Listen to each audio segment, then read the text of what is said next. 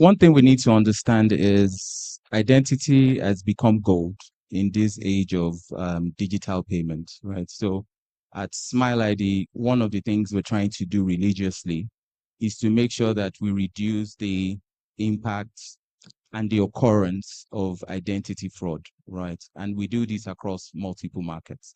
So I saw a report about 4 weeks ago that estimated the amount Africa lost to fraud in the year 2023 to be about $4 billion. Now, what struck me in that report, apart from that amount, which is staggering, is the fact that 55% was due to identity fraud. And that's the problem Smile ID is solving for.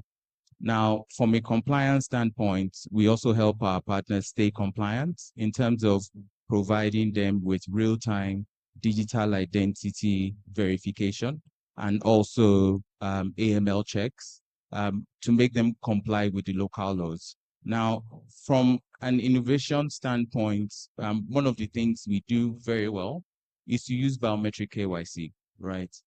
You want to be able to know that Dikpo is who he says he is, right? And across multiple markets in Africa, we also have direct integration to eCitizen in Kenya, for instance, right? To DHA in South Africa, for instance, to NIMSI in Nigeria, for instance. And what that helps us do is we're able to take the selfie of a customer, of course, checking for liveness, spoof, generative AI attacks and things like that, and then match that to the photo of the same user in the ID Authority database. So that gives our partners a very strong level of comfort that, yes, Dikpo is who he says he is.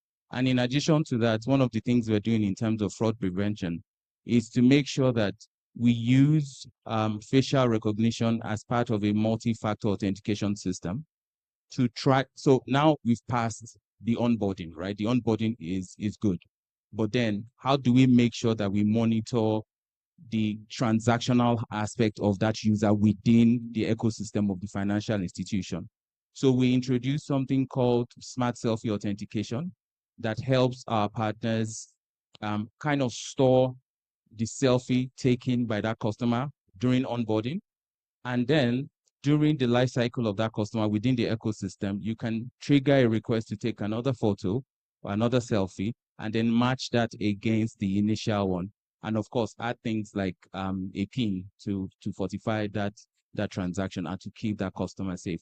And in addition to that, we usually publish digital identity fraud reports, which is available on our website to try to educate the market of the trends we see, considering the fact that we operate across all African countries.